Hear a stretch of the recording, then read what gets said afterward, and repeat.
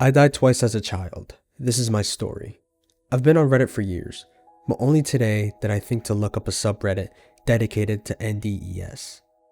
When I was a child, I had two. I know this is the internet and people can tend to lie, but please believe me when I share these stories. The first time, I was 3 or 4. I was at my grandparents' house on a Sunday morning, and while my family was getting ready for church, and I was getting into trouble. I found a key on a marble table my grandparents had in their hallway, and I had the fun idea to stick it in a socket just below the table. I was a strong-willed naughty child, and often did the exact opposite of what I was told, so of course, I had to see what fun I was missing out on. It was the first time I recall ever hearing my internal voice, or whatever you know to call it.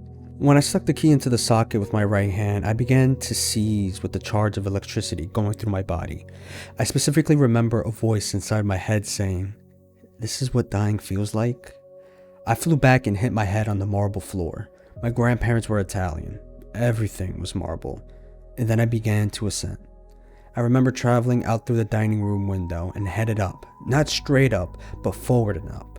I did not recognize any of the vague faces that lined the channel of light I was traveling up. But again, as a child, I did not know anyone who had died at this time, so there were no familiar faces, but a presence of entities nonetheless. Their presence was warm, welcoming, and felt as if they passed through me, like two different smoke trails intermingling. I was weightless and unafraid. Another way to describe the feeling was there was a mist surrounding me. There was some sort of field I was shifting through that I had never experienced in my human body. The light that most will recall was there. At the highest point, I encountered the presence of something known, something authoritative.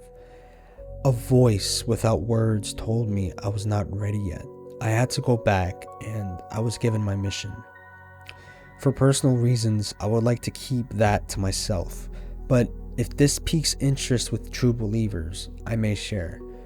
I can say that was a simple message, one that my heart and mind understood, even for a child, which I did not feel like a child when outside of my body.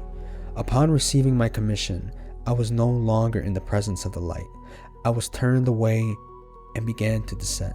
This is where things changed.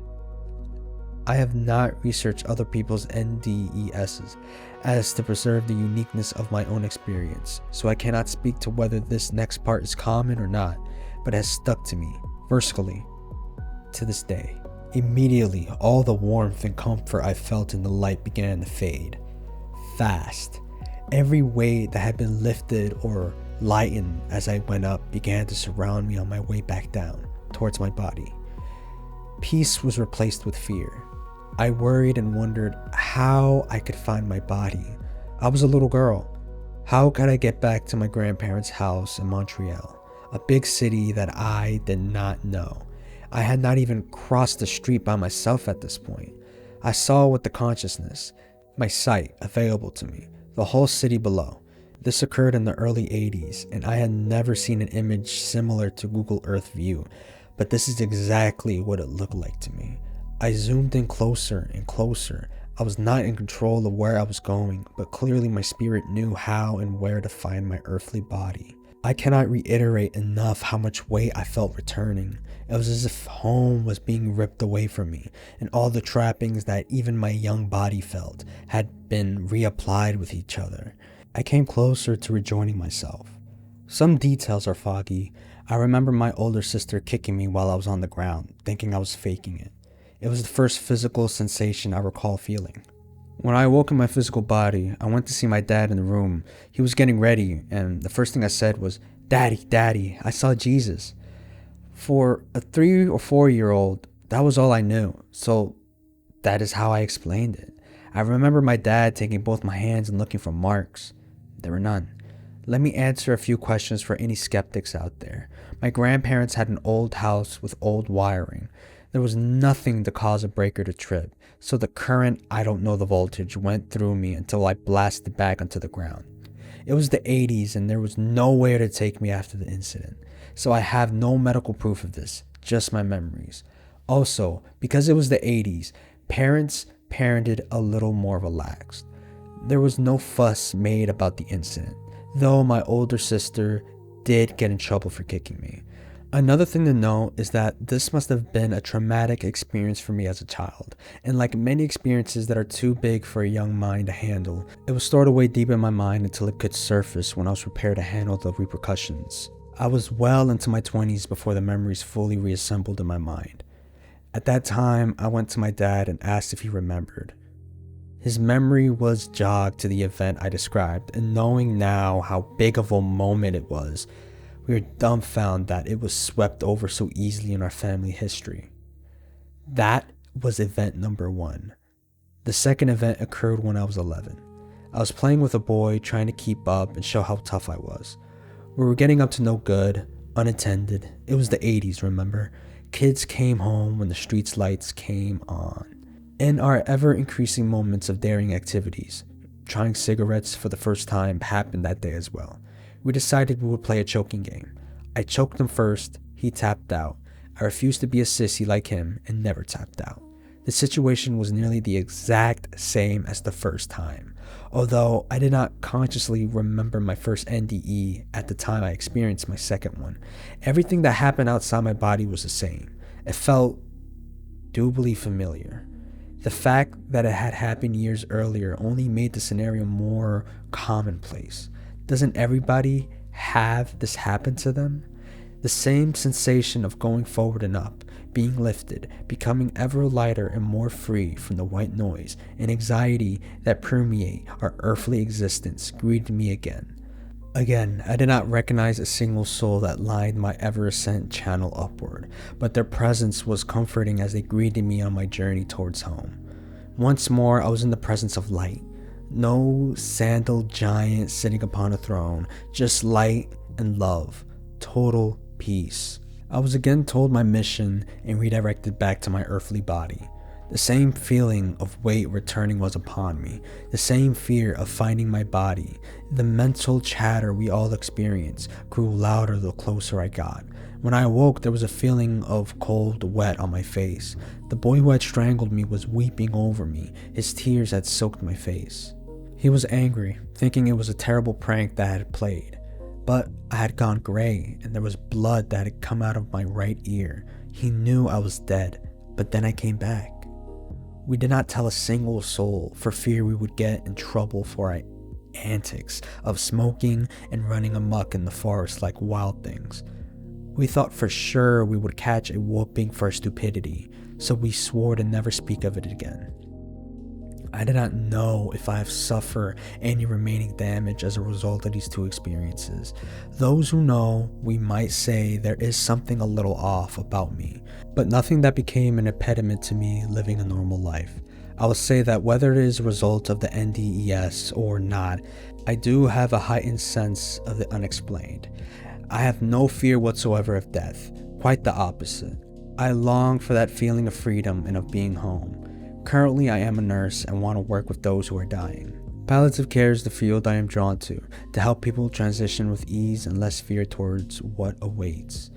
It has taken a long time to get here, but I believe that part of the reason I was sent back was to fulfill this dream and help others untangle the mysteries of the afterlife.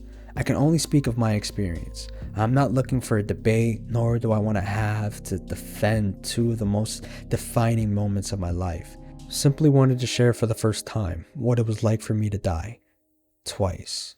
Thank you guys so much for reading this Reddit post. You can see the full story down below.